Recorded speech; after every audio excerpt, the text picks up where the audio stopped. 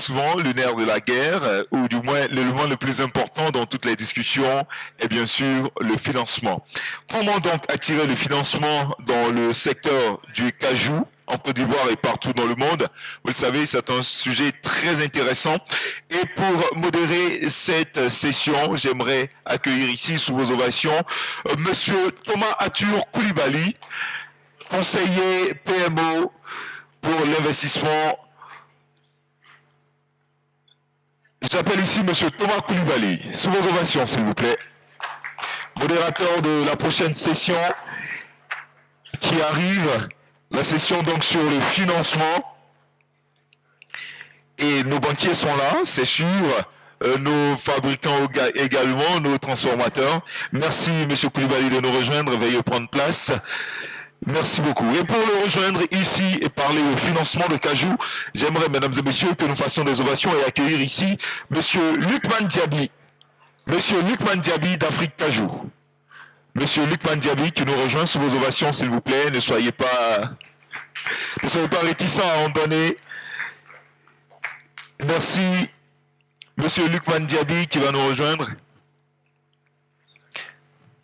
À sa suite, viendra ici Monsieur Serge Léon Wounia de BGFI Bank. Monsieur Serge Léon Wounia de BGFI Bank qui nous rejoint également. Mademoiselle Salma Sitaro de Bonafouk. Le docteur Ulrich Sabel Kochela également pour la conférence sur le financement du secteur cajou. Et enfin, Monsieur Donald Polan de l'APBFC. Voilà. Je pense que c'est l'association des professionnels des banques et établissements financiers de Côte d'Ivoire. Monsieur Donald Polan qui nous rejoint donc ici.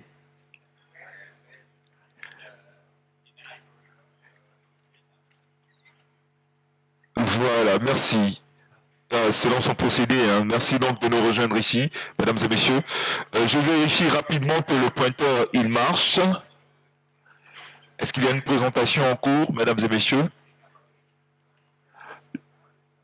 Ah d'accord, il n'y aura pas de présentation. Merci donc à vous, donc, chers banquiers, chers financiers, d'être présents.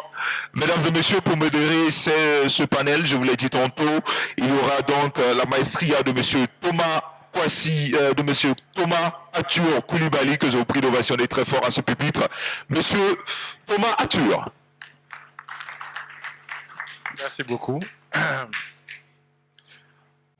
Thank you very much. I know it has been a very long day, so we're trying to be as quick as possible. So how to attract investment and financing in the African cashew value chain? Ladies and gentlemen, so this is the discussion we will be having today. And as you know, so this year the theme is building a sustainable ecosystem for the global cashew industry. And today we will be discussing the issues regarding the attraction of financing and investment into the African cashew value chain. So I know you've got a lot of data on the global cashew, so I don't want to take you to that anymore, but just to remind that the global cashew production is made mostly in Africa, that the processing is made in Vietnam and India, and that the consumption is made in India, the US, and Europe. So obviously, the transition for many African countries is to, the challenge is to transition their economies from being a large exporter of raw cashew nuts into more processing locally. I would just ask you to just go slowly here, just in the front row, please. We've already started. Thank you. So so that is the question, and obviously such transition would require much investment in terms of, say, human, technical, and physical assets. And that's the reason we're here today to discuss on how we can make such investment and financing happen into the African cashew value chain. So I would be shortly introducing our panelists, and then I would ask one question to each panelist, and then we open the floor for discussion with the public. That would take 30 minutes, and by then we would have shed lights on how to attract investment and financing into the African cashew value chain. So my name is Arthur Coulibaly. I'm the advisor to the Prime Minister of Cote d'Ivoire in charge of industry and private investment. So our first panelist today is Mr. Lukman Diaby on my left hand. Lukman is the general manager of Africajou, which is a processing facility in the eastern Cote d'Ivoire in Bondoukou. Mr. Diaby is also the chairman of the Ivorian Cashew Processor Association, GICSI. Thank you, Mr. Diaby. Our second panelist, so next to Mr. Lukman is Mr. Sergio Leon Wonye.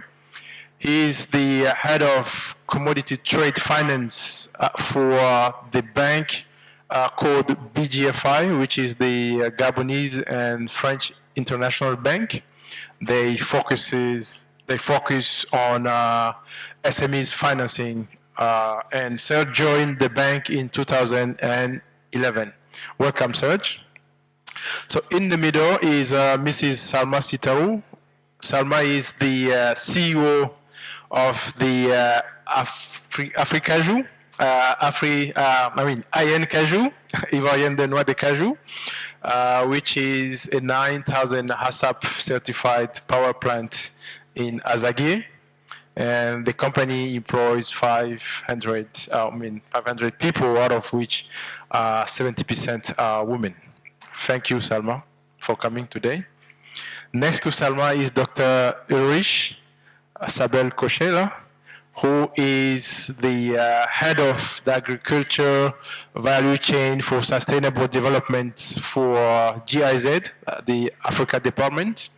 So Dr. Ulrich has more than 40 years of experience, and he traveled and worked in total in more than 50 countries across the globe. Thank you, Dr. Ulrich. Last but not least, Mr. Donald Kona, who is the head of the agri-desk for Bank Atlantique Côte d'Ivoire. So Bank Atlantique Côte d'Ivoire is the Ivorian subsidiary of the Atlantic Bank Group, and they are financial conglomerate. And Donald joined the group in 2016. He is also the chairman of the Tropical Products Subcommittee within the Ivorian Financing Institution and Bank Association called IPBFC. Thank you, Donald, for coming. So we'll just go straight because we just are running out of time. I would ask my first question to Mr. Diaby, Lukman. Mr. Diaby, so which support do you think the African government, the African Cashew Alliance, the International Consultative Cashew Council, and any other international institution related in cashew, which support such institution may provide for the development of a sustainable ecosystem for the cashew value chain in Africa? Bien, merci. Ça marche. Oui, ça marche. Bien, merci Arthur. Merci à tous d'être présents dans cette salle pour essayer ensemble de discuter pour voir comment est-ce qu'on peut améliorer ou avancer sur le financement du secteur de la transformation en Afrique en général, mais en particulier pour la Côte d'Ivoire, dont je pourrais parler parce que je suis là depuis une dizaine d'années. Alors, concernant la question d'Arthur, savoir comment est-ce que, au regard de la transformation en Côte d'Ivoire, des entités comme l'État, des entités comme des institutions gouvernementales comme le GIZ, comme BCE ou comme l'USAID, des entités comme le CICC peuvent améliorer ce qu'ils font, peuvent faire avancer le financement dans le secteur de la noix de cajou. Alors pour moi, concernant l'entité, je vais commencer par l'entité qui est représentée par exemple, le GIZ ou la BCE, l'équivalent de GIZ pour les Pays-Bas ou l'USAID pour les États-Unis.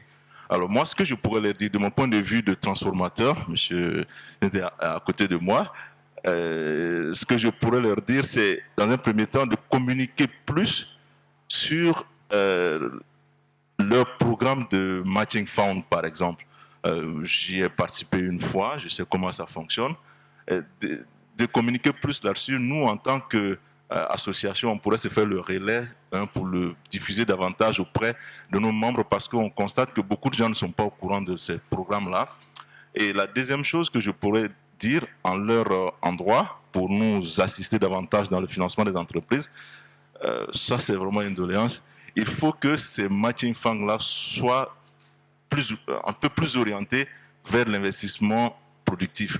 Parce que ce qu'on constate la plupart du temps avec eux, c'est que tous ces programmes-là sont, j'ai rien contre ça, mais bon, moi je défends la position des transformateurs, c'est que c'est très souvent, vous voyez, bon, comment on va faire pour faire comment dire ça, aider les paysans à faire un entrepôt dans la région où on est pour les producteurs, comment est-ce qu'on va faire pour pour faire peut-être l'élevage en plus de comment on peut faire des ressources additionnelles pour les producteurs, par exemple via la production de miel, comment est-ce qu'on va faire comment on va faire ça pour les producteurs ou les gens qui nous assistent. Moi, je voudrais que ces programmes de matching funds qui sont très intéressants parce que c'est souvent du 50-50, que ça puisse, par exemple, être de l'équipement productif. Quelqu'un veut changer un équipement, vous l'assistez là-dedans, il apporte 50%, vous mettez les 50%, si vous voulez vous commander directement pour lui, et il dédouane localement, ça peut être quand même très intéressant pour la personne, parce que comme Arthur l'a dit, il s'agit de sustainable, si j'ai bien compris, ça veut bien dire comment faire en sorte que ça vive dans le temps.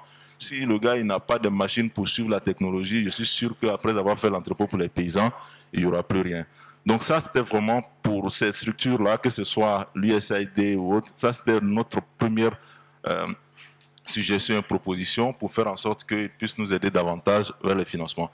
Et la deuxième chose que je pourrais aussi leur demander, c'est que les programmes de garantie silencieuse qu'elles ont auprès des banques, notamment l'USAID ou d'autres structures, par définition, c'est des garanties qu'on ne met pas sur la place publique, puisque c'est des garanties silencieuses.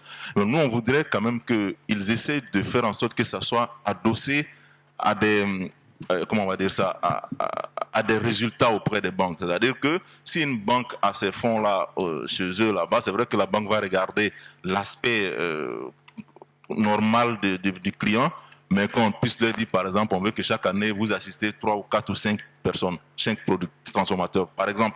Ça peut être des critères, ça peut être des conditions.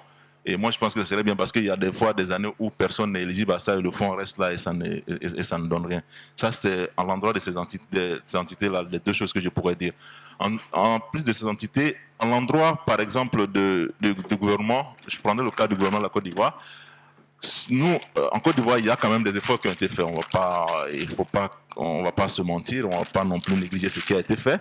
Il y a les primes qui sont des ressources additionnelles pour le financement d'autres choses. Il y a certainement les 20-25% d'assistance pour les lignes d'ASPG auprès des banques.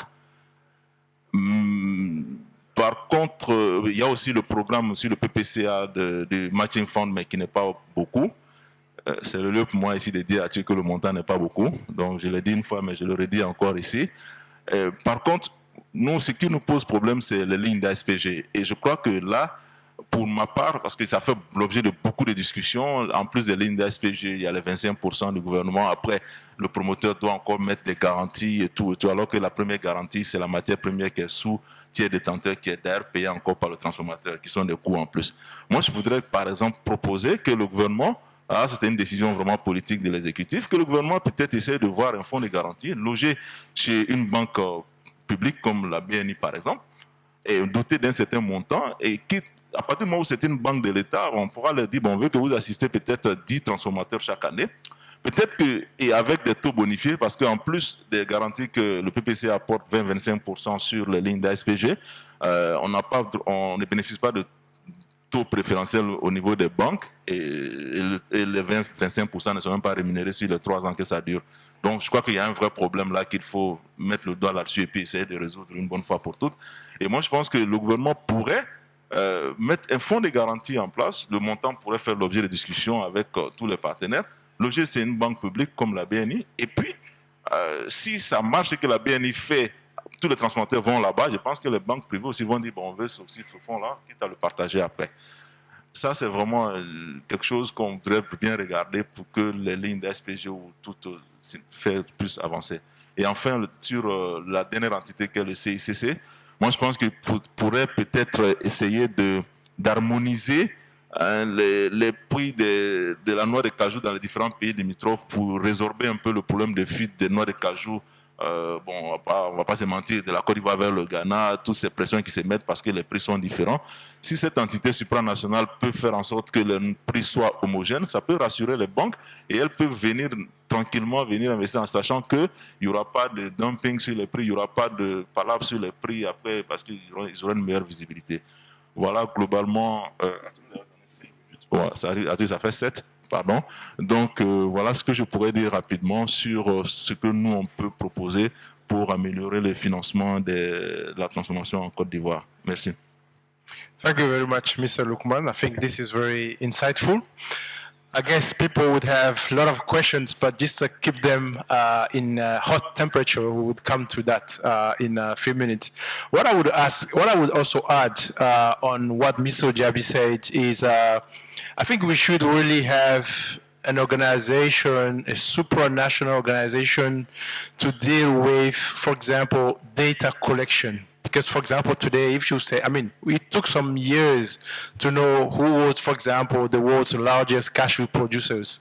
So some say it's Cote d'Ivoire, others say no, it's India. I think we just need to have such kind of institution that would harmonize the data collection between the different countries, be it on the processing side, on the production side, and the marketing side. I think that can also be an area of cooperation.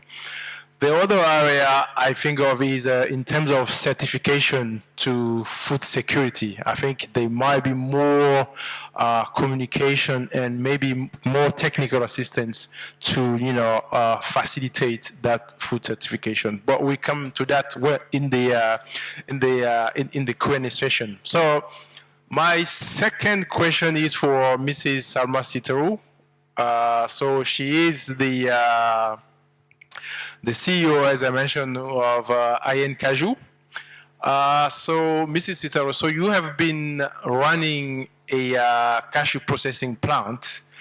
So, can you tell us what have been the key challenges and opportunities in running that factory, and what can you make as inference in the African cashew value chain? I mean, in terms of other African countries, what do you think can be the challenges and opportunities in these countries? Thank you, Arthur. I think, is this working? Yes. Good afternoon, everyone. I think in a nutshell, it's been quite an adventure.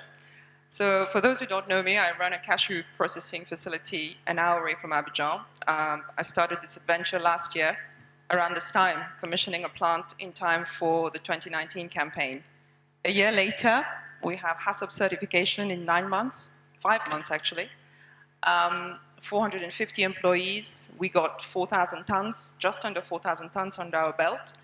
And we're now focused on doing 9,000 tons, getting BRC certification very shortly, I hope. And we just finished our fair trade audit. Now, the person who's behind the business is an impact investor. And if you'd allow me, Arthur, I'd like to respond to your question with an equity lens, because obviously I have my fellow panelists here who will be focused on debt. And I'd like to tell the audience a little bit more about the investor, the type of investor that I managed to attract to this sector. And that type of investor is called an impact investor. An impact investor, just like Ian Cajou, is focused on the triple bottom line. We think of the planet, the people, and what I like to call patient profit. So when you look at the cashew industry, you say, wow, all these boxes are ticked. And if you look at the climate for investment in Ivory Coast, because we are Ivoirienne de noix de cajou, so I can only talk about Ivory Coast, I think the government has set up tremendous incentives to attract FDI, in effect. So big tick on climate, country climate to invest in, big tick on impact. So why do we not have a queue of impact investors lined up in this room, ready to write checks for cashew factories?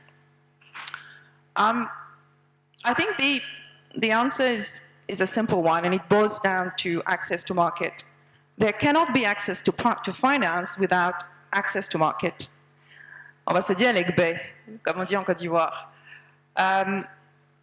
Access to market means three things, and it's a shared responsibility between processors, regulator, and buyers. And I was pleased to see and hear that there are many buyers in this room, in this conference this time around. So when we talk about the responsibility of the processor, it's about certification. Certification is key. Getting the highest standards of food safety in the factory to be able to compete internationally is the responsibility of the processor, and it is on us to reach that. Now, what do you need to get certification? First of all, you need management commitment. You need to be able to attract the right type of people in processing so that these people commit and are able to reach those certification standards. If I can do it, anyone can do it.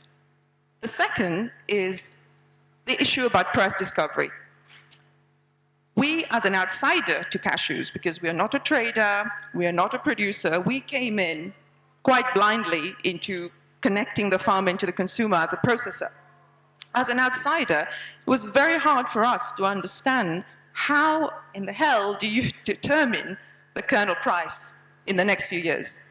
So what's missing is a clear price discovery mechanism that allows outside players to actually participate in this industry. And the third area of shared responsibility is on the buyers. Now, I'm not talking here about a premium, so I don't want people to walk out of the room.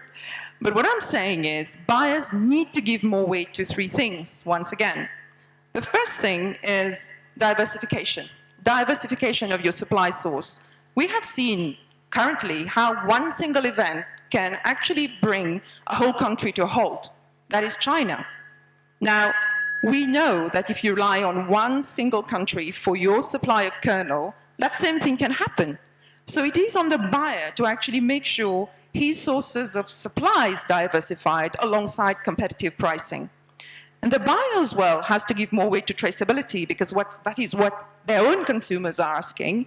And lastly, direct sourcing. Please come and see me. Please come and see what's happening in Africa. Come to speak directly to processors, but because that allows you more direct access into sourcing. I think I'll stop here, and I hope we can have a fruitful debate afterwards. Thank you very much, Salma. I've noticed one point which is really important to me. So that's the price discovery mechanism. And I think that mechanism should span from the price of the raw cashew nuts to the price of the kernel and all the sub-products, be it CNSA and all the other sub-products. So I think, so in Côte d'Ivoire, there is a project to build up a commodity stock exchange. So we hope that that might be something that will be helpful in such a price discovery mechanism. So my question now is for the bankers, because it looks they are the anchor of the fight here. So my question is for Mr. Serge Léon.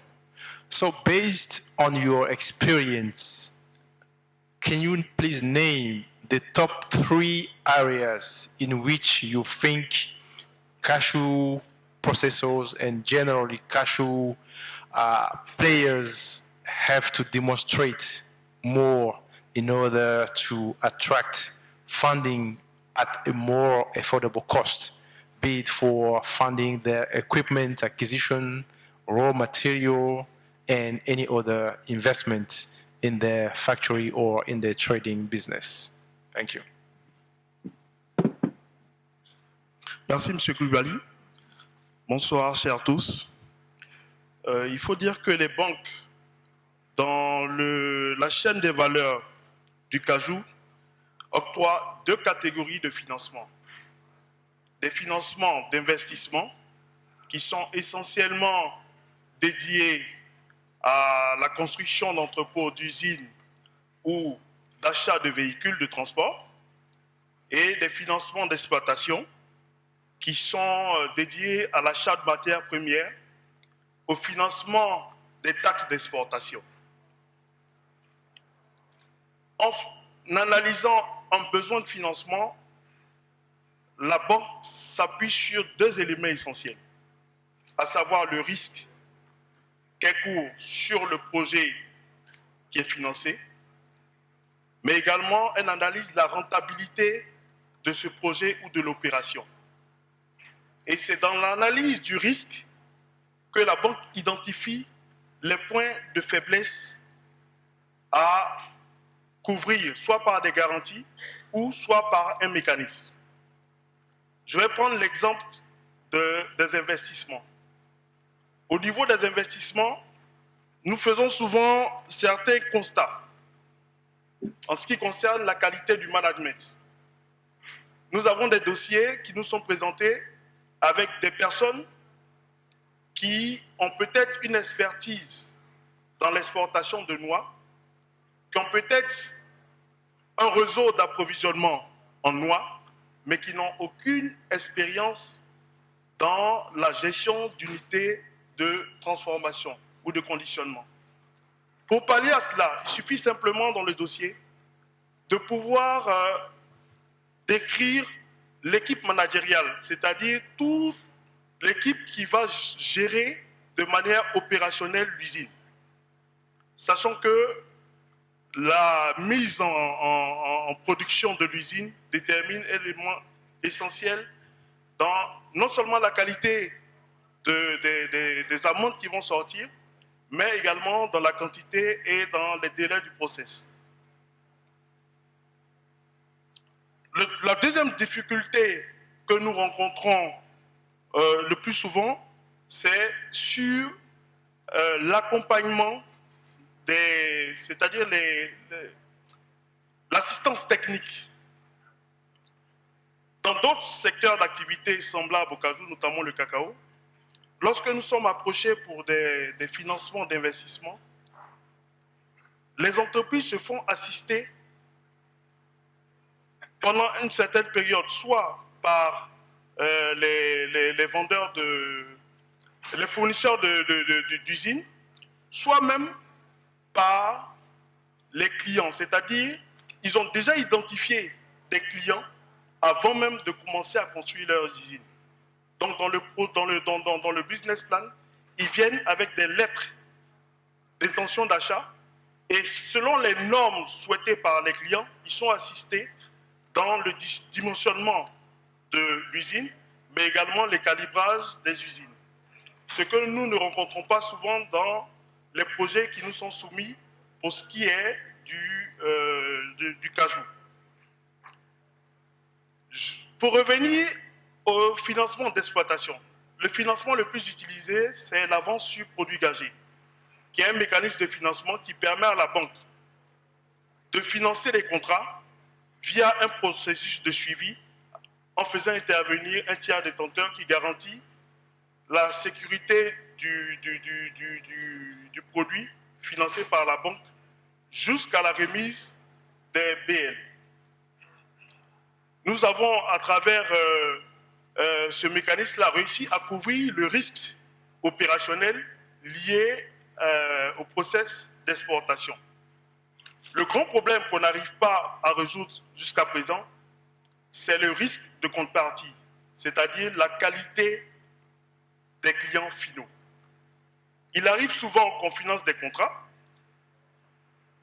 on reçoit les BL, on les transfère aux banques des contreparties et que on ne reçoive jamais de règlement sous prétexte que le contrat ait été annulé ou qu'il y a des négociations entre l'exportateur et la contrepartie pour une décote suite à la qualité du produit.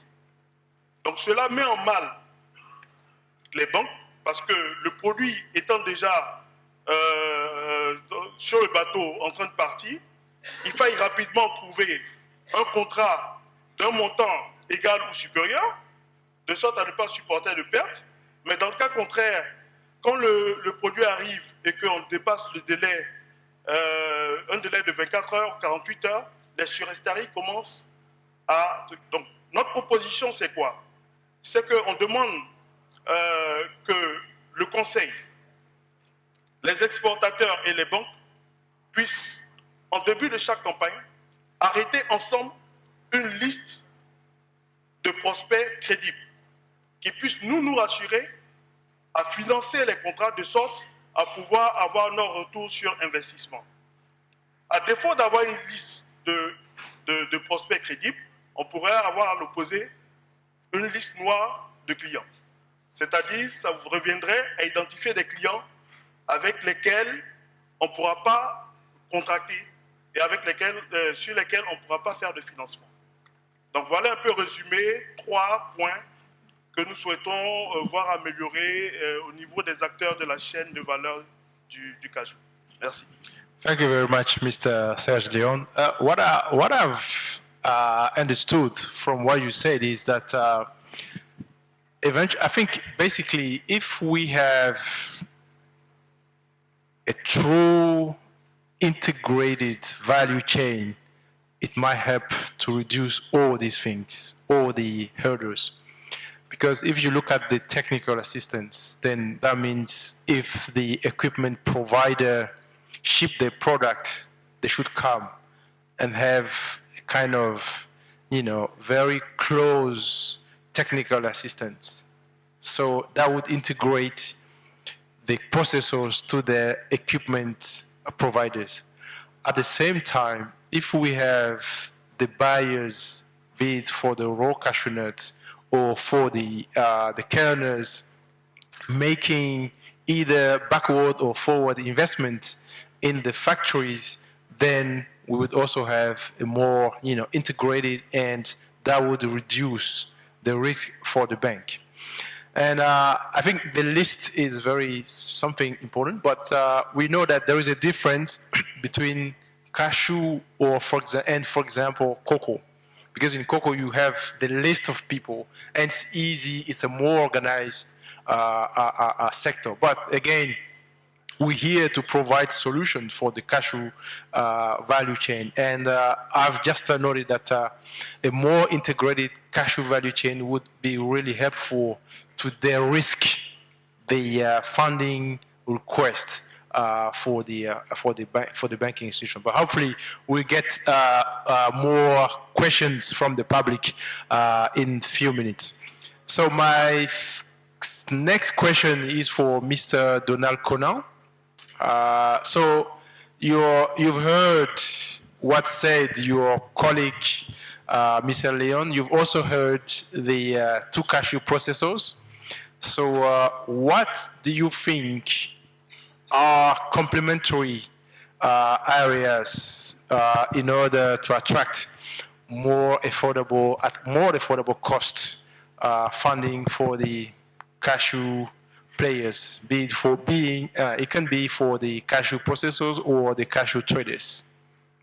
Thank you, Donald. Merci bien, Adu. Je tiens à remercier toute l'Assemblée. J'aimerais, au nom de l'Association professionnelle des banques et établissements financiers de Côte d'Ivoire, dire merci à tout ce comité d'organisation. Pour nous, banques, il est important de prendre part à ce genre d'assises, ce genre d'ateliers, pour pouvoir débattre, parce que quoi qu'on dise, quoi qu'on fasse, aujourd'hui, la noix de cajou est cet élément essentiel, c'est cette matière première-là qui occupe une place de choix dans l'économie de la Côte d'Ivoire. Donc, on n'a pas d'autre choix que d'être là. Et même si on est beaucoup chahuté en tant que banque sur le fait qu'il n'y ait pas le volume d'accompagnement attendu, je pense qu'on ne va pas céder à cela. On va continuer de discuter avec tous les acteurs, de sorte à pouvoir trouver des solutions à même de pouvoir améliorer le processus de financement de la noix de cajou en Côte d'Ivoire. Pour répondre à votre préoccupation, j'aimerais déjà dire merci à tous les intervenants, notamment à Serge, qui a déjà pris en compte pas mal de points essentiels sur lesquels les banques mettent l'accent dans l'étude des différents dossiers. Et je pense que mon intervention va aller sur 2 points complémentaires qui ont déjà été pris en compte par les uns et les autres, notamment dans l'intervention de Arthur.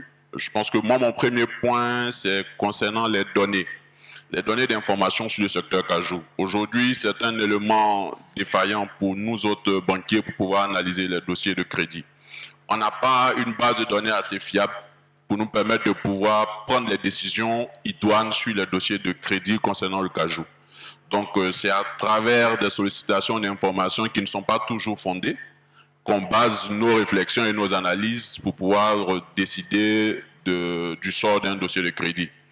À maintes reprises, j'ai moi-même sollicité ATU ou le CCA pour avoir un certain nombre d'informations sur la filière cajou. Ce n'est pas toujours évident. Et il faut à ce niveau qu'on puisse tous, autant que nous sommes, acteurs que nous sommes, pouvoir mettre en place une base de données assez fiable. Aussi bien en interne, donc au niveau de la Côte d'Ivoire, que sur le marché international. En interne, c'est de pouvoir avoir les données fiables sur le volume de production, sur la capacité de production réelle, sur l'évolution cyclique de notre production, de sorte à ce que nos lignes arrivent à des moments, je veux dire, les mieux appropriés. Ça ne sert à rien aujourd'hui de mettre en place une ligne pour un opérateur cajou en juillet, parce qu'il n'y a plus de noix de cajou et c'est plus utile pour lui. Mais déjà, il faut que toutes ces bases de données soient quand même assez renseignées, soient toujours mises à jour pour que nous, on puisse avoir la matière nécessaire pour pouvoir prendre les décisions sur les différents dossiers de crédit. Ça rejoint un peu aussi ce que disait tantôt la directrice générale de INC, notamment sur un certain nombre d'informations nécessaires pour le calibrage des lignes pour les transformateurs, par exemple. Il nous faut pouvoir avoir un outil de décision, notamment concernant la qualité de ces outils et la capacité réelle de ces unités-là, de sorte à ce que le niveau de ligne ou les durées de tirage soient adaptés en fait à leur véritable cycle de production. Aujourd'hui, on a des lignes ASPG qui sont mises en place, qui ne sont peut-être pas adaptées, parce que les informations que nous avons, on le calque soit sur le cacao ou sur les lignes classiques de cajou pour des exportateurs de noix de cajou, mais qui n'est pas adapté véritablement au cycle de production des transformateurs.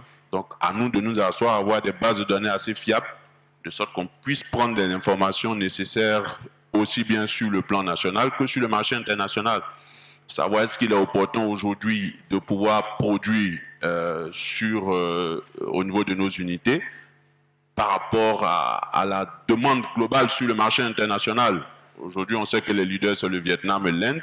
Quel est leur niveau de production, quel est leur niveau en termes de transformation. Ce sont des éléments assez essentiels qui sont des atouts nécessaires qui permettent d'orienter nos prises de décision dans le cadre des dossiers de crédit que nous avons. Hormis les données, les bases de données que nous avons, on a une forte fluctuation des coûts sur le marché au niveau de la noix de cajou. Et ça, pour nous, banques, c'est un élément de risque assez important qui nous amène à nous retirer ou à lever le pied un peu sur ce secteur. Je pense que Serge l'a assez bien décrit. On finance sur la base d'un certain nombre de contrats et par la suite, compte tenu du contexte général sur cette matière première, soit on a une baisse des coûts sur le marché international. Donc, nous, on n'a pas toujours cette information pour pouvoir répercuter ça dans le mode de calcul de l'avance à accorder aux clients. Soit encore, on a une baisse même au niveau même des devises, puisque généralement, les contrats sont en dollars. Et donc, ce n'est pas une parité fixe qu'on a dans le cadre de ces informations. Donc, ces deux éléments, pour moi, sont des éléments assez essentiels sur lesquels on doit mettre l'accent. Donc, travaillons tous à pouvoir avoir des bases de données assez fiables sur le secteur cajou et pouvoir travailler à ce qu'il y ait moins de fluctuations sur le marché du cajou. Je pense que c'est possible. Certains secteurs arrivent à le faire, où on a des contrats qui sont signés 1 an ou 2 ans en avance, mais il y a un suivi qui est fait de telle sorte que quand même, quand les périodes indiquées arrivent, ces contrats-là sont honorés aussi bien en termes de prix qu'en termes de quantité. Je pense que c'est possible et il nous faut tous y travailler pour pouvoir atteindre cet objectif. Voici ma modeste contribution au nom de l'Association professionnelle des banques et établissements financiers de Côte d'Ivoire. Thank you very much, Donald. I think so first of all, I I like your optimism because I think we need to be optimistic for this industry. But I think also in terms of the data, we mentioned that this is really key in order to make the value chain more transparent. I also think that as I mentioned earlier, we've been working on a project to build up a stock exchange. It might be on agricultural commodities, including cashew. And I know it takes time for these things to really be workable, but at least I think if we have the push today, in the coming years, our hope would be to have a very organized financial markets, because what we're talking about is the missing market regarding, for example, the hedging for currency. Someone talk about the hedging of their dollars. They do that with their partners in Europe. Also hedging against the drop or the increase of the commodity prices. We've seen that for other commodities, rice and other commodities which are listed. But so as soon as you get your raw commodity in this market, it really reduces the fluctuation for the processors, because then you would have professional financial workers who can come and deal with the uncertainties linked to the variation of the commodity. So you have traders in many commodities. So I know that's not going to happen out of the blue, but we need to start at some date. So my last question, which is not the least question, is for Dr. Ulrich. So cashew has been considered to have a lot of impact socially, environmentally, and economically. For example, if you look at Côte d'Ivoire, cashew is about 20% of the merchandise export value. So this is huge. It's just second behind cocoa. So within this context, how do you think we can tap the resources with the impact funds? And also, what can we learn from other agricultural commodities when it comes to access to finance at affordable cost? Thank you.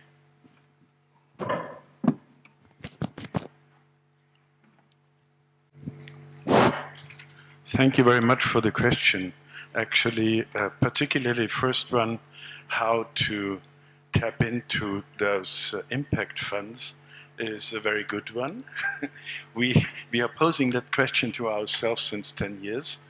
And because since 10 years we are working in cashew with technical cooperation in various programs, starting with the African Cashew Initiative and now with ComCashew. I think the mic is not, well, closer. And we were facing the problem of financing, particularly for our partners in the cashew-producing countries, the African cashew-producing countries, I have to say, right from the beginning. And it's not a level playing field. If you have international companies going into cashew processing in one of the producing countries, they have access to international finance.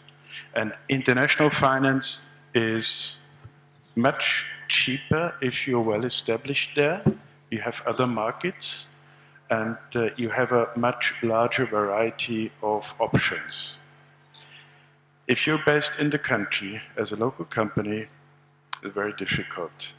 Very often interest rates are prohibitive because banks who, we've just heard that, who do not know the cashew sector well enough to really be able to pin down the risk, they are prone to calculate a higher margin just in order to be on the safe side.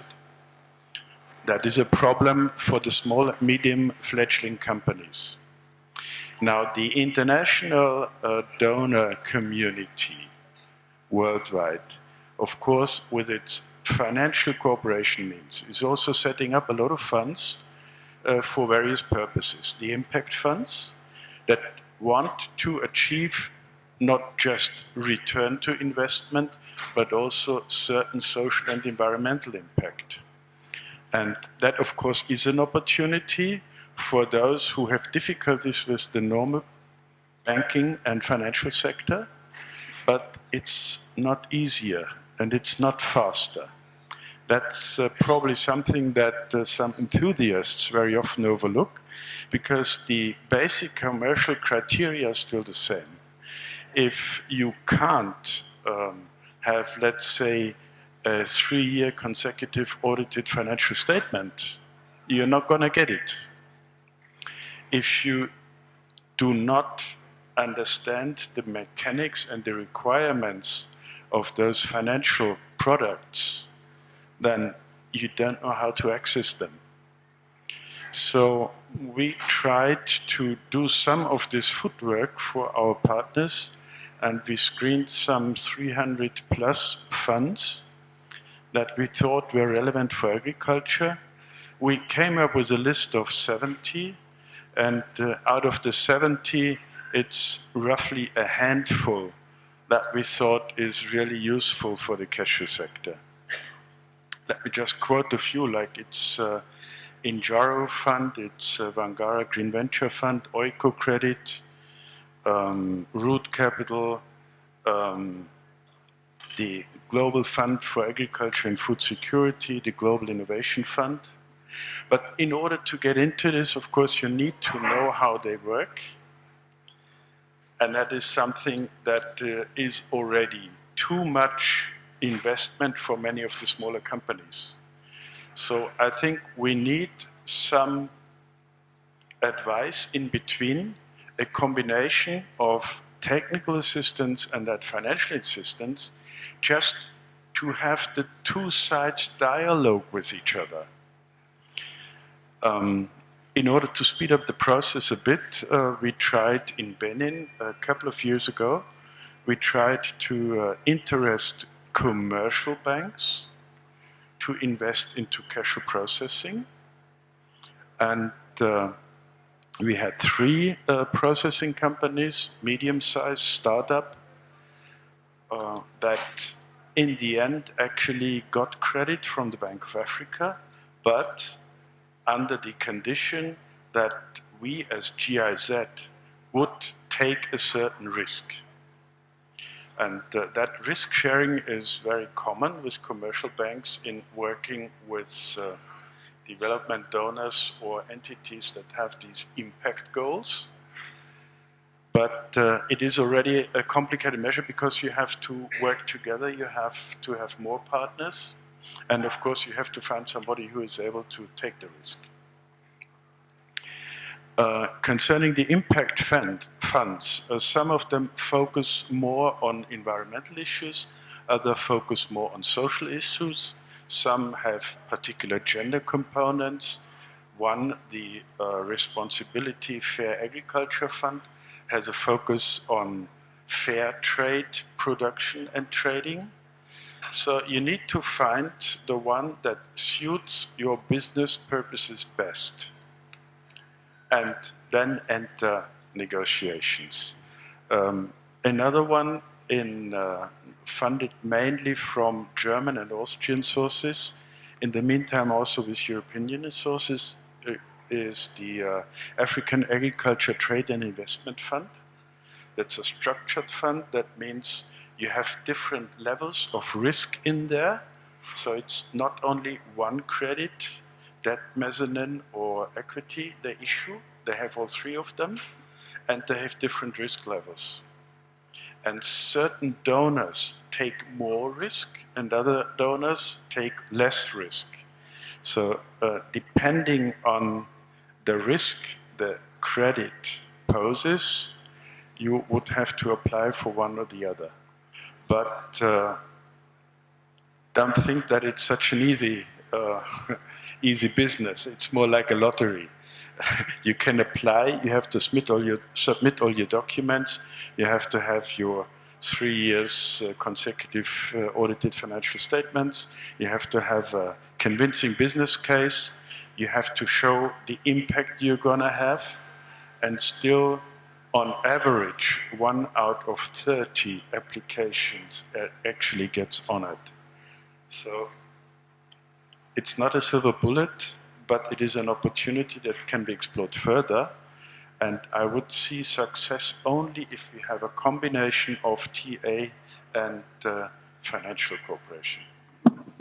Thank you very much, Dr. Ulrich. I think when I discuss with with many cashew processors, one thing comes to play. They say that the banks require to have not only the 3-year of financial statement audited, but they also ask that the processor shouldn't have incurred any losses in his P&L during that 3 years. Well, to me, that was a kind of conundrum, because we know that at the first year you would make loss. I mean, it's likely that you make losses the first year. So, which means that I think maybe we should have, as you mentioned, a different provider of risk or of de-risking mechanism. Because my understanding is saying that we're talking about, for example, newcomers in the cashew processing business, it is not enough. We need to have something like risk capital, venture capital thing, and then so people who can provide seed capital, because we're talking about that. And for example, I have examples of countries where the government invested in seed capital providers, who in turn invested in in different cashew processing business. So there is no question about having any losses during the last 2 years. But then from that, they also provide technical assistance, as you mentioned, because that's key. We need to take them from a risky business to a less risky business. So I think so. Now we're coming to a quick session of Q&A. I know the time flies by, and it has been a very long day already. But I don't know if there are a few questions. I would like to take a few of them so that we can wrap up. So I have hands here. I have one. So what I suggest is we take maybe 3 questions at a time. We answer them, and we see if there is additional time. We take another 3 questions. Otherwise, the panelists would be around so that you can ask them questions we haven't the chance to answer here. So let's take the first 3 questions, starting right here. OK. Je voudrais dire merci aux membres du panel pour tout ce que nous avons entendu ce soir sur le financement du cajou. Donc, mon nom est Simplice Chibo, donc je travaille chez Oiko Credit, qui est donc un social lender, et nous intervenons aussi massivement dans le financement du cajou.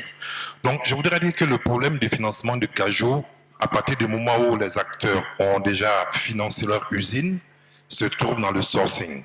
C'est au niveau donc non, le gros souci de financement se trouve aujourd'hui au niveau du downstream, au niveau du bord-champ. Et ceux qui prennent le plus de risques à ce niveau-là, ce ne sont pas les banques classiques.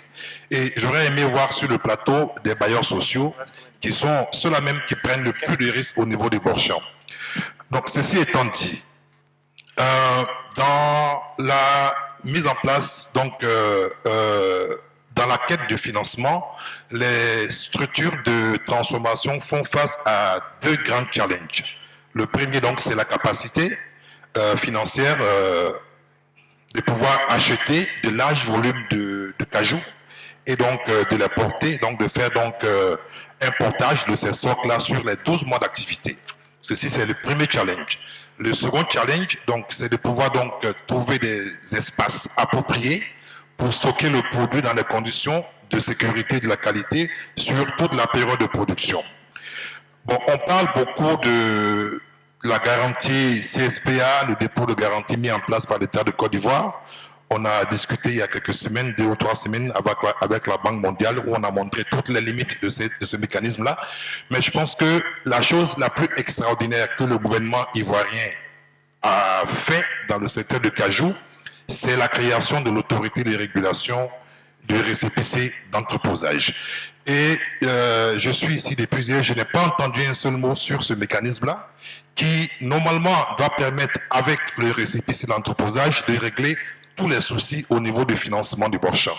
Et je pense que grâce au récépissé d'entreposage, des banques pourront donc couvrir les besoins de sourcing des industries dans des conditions de sécurité pour leurs investissements.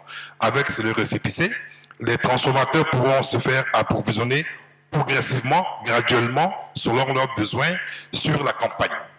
Et avec cette formule également, les transformateurs n'auront pas besoin donc de construire ou d'entretenir ou même de louer de grands espaces de stockage. Et je pense que aujourd'hui, c'est quelque chose qui a été mis en place il n'y a pas longtemps, mais pour lequel nous, qui sommes des financiers de la filière de cajou, nous voulons vraiment que ce soit mis en pratique, que ça entre rapidement en application pour que les industries de cajou puissent vraiment bénéficier de cet outil-là, qui est aujourd'hui l'élément de support de financement qui est, à mon sens, le plus approprié pour le financement boursier. Merci.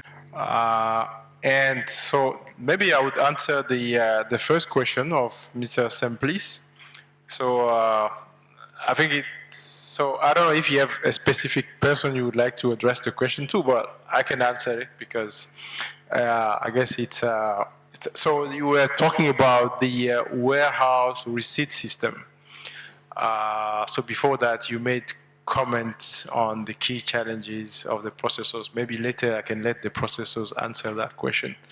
So regarding the warehouse receipt system, you're right. So one of the questions surrounding that mechanism is how to pay the farmers so that they are, they don't have any stake in the business anymore. So, for example, if you look at some countries, when they do the warehouse receipt system, that means someone, say the producers or the cooperatives, come and put their product in the warehouses. And then when the product is sold, the owner gets the funds back. So the issue we have in Cote d'Ivoire with this project is who would be paying the initial fund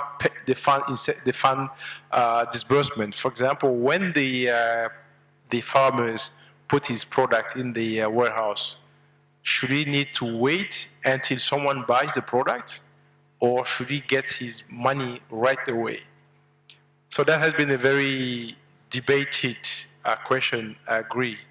And we're working on the issue. But I think that one of the solutions for that point is to have cooperatives that can, federate farmers, because the same issue you have with the warehouse receipt system is just a duplicate of the problem cooperatives have. They don't have farmers coming and storing their product until the sale of the product.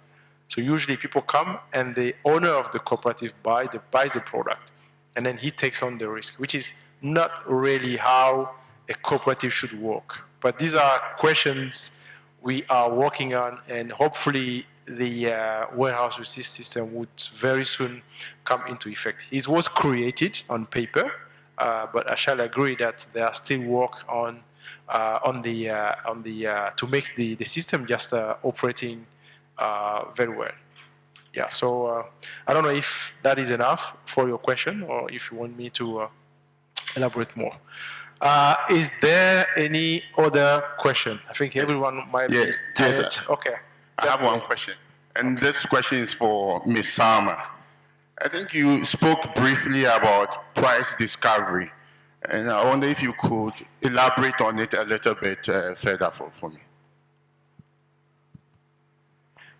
Can you just repeat to whom the question is addressed? It's for Ms. Sama. Okay.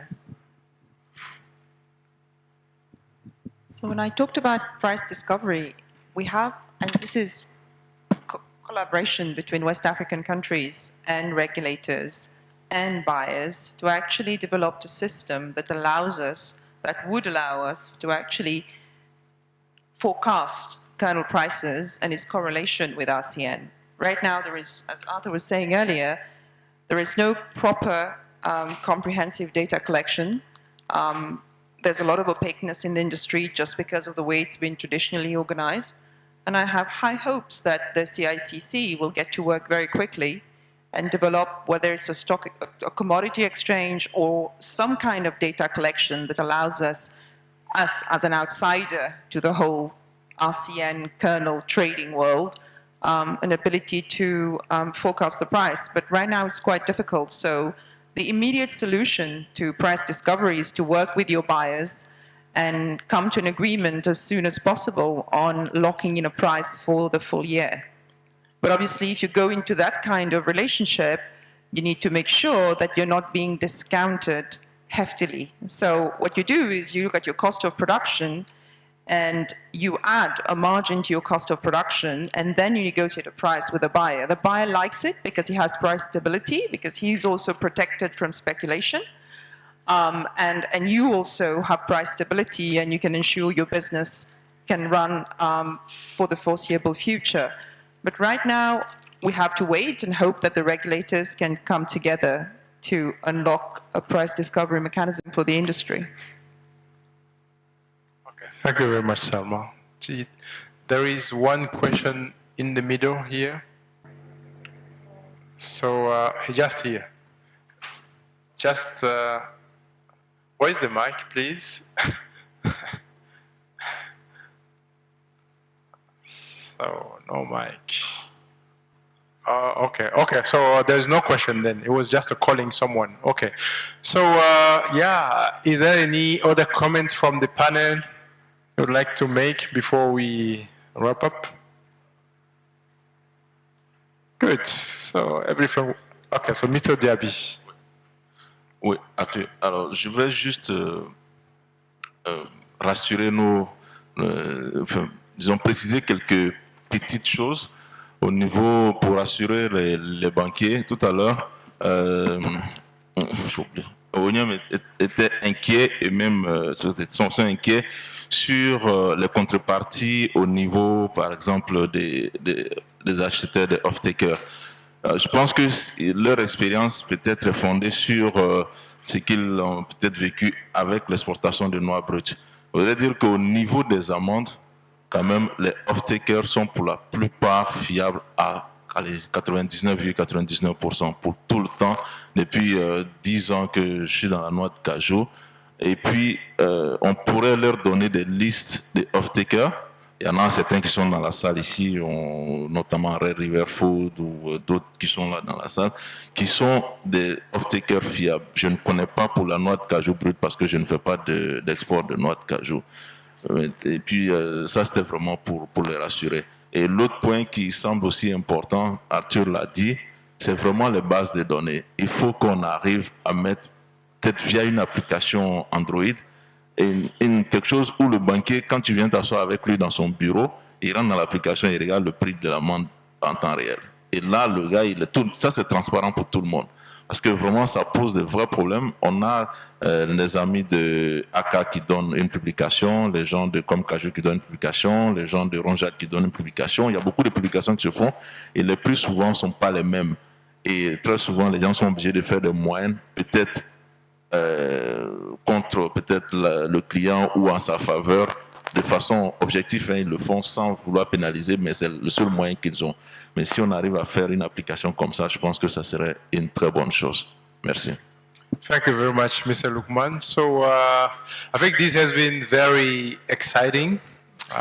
So what we learned today is that African cashew processors, their partners, the international cashew institution, African governments, and allies, when they work together, they can make a strong and sustainable cashew value chain for the benefits of all the players in the cashew value chain. So then I just think that the future of the African and the global cashew value chain is just promising and bright. So obviously we talked about investment. We could have talked about investment in terms of digitalization of the cashew value chain, which can also bring more transparency and create jobs for the youth and female. Yeah, so ladies and gentlemen, this session is coming to an end. We hope you enjoy your time with us. And I would like to thank you for your contribution and your time and your patience. And I would like just to invite you to join me and congratulate and thank our panelists for their good job today. And we would like to thank also the organizer of this convention and Journée Nationale des Exportateurs en Côte d'Ivoire. So thank you very much and see you later. Bye. Merci beaucoup, mesdames et messieurs. Merci à monsieur Atur Coulibaly d'avoir donc modéré cette session sur le financement de la filière cajou en Côte d'Ivoire et partout dans le monde. Je vous prie encore de faire des ovations pour le panel et le modérateur, s'il vous plaît. Je vais inviter donc monsieur Atur à la fin. Monsieur Atur Coulibaly, monsieur Coulibaly, donc à la fin de cette session, je vous invite, messieurs, à venir donc remettre en guise de remerciement, as congratulations, some memento to your guests. The first one is Mr. Lukman Diaby, voilà, qui reçoit donc son memento sous vos ovations, mesdames et messieurs. Et donc, le second memento est remis à Miss Salma de Imtajou. Le troisième est à destination du docteur Ulrich Sabel Kochela. Merci donc de supporter toutes ces actions par vos applaudissements, par vos ovations chaleureuses et nourries. Et le quatrième à l'endroit de M. Léon Wenien. Merci beaucoup. Et enfin, le dernier memento à destination du représentant de l'association de professionnels des banques et établissements financiers, M. Donald Collant. Je voudrais inviter ici M. Vultran, M.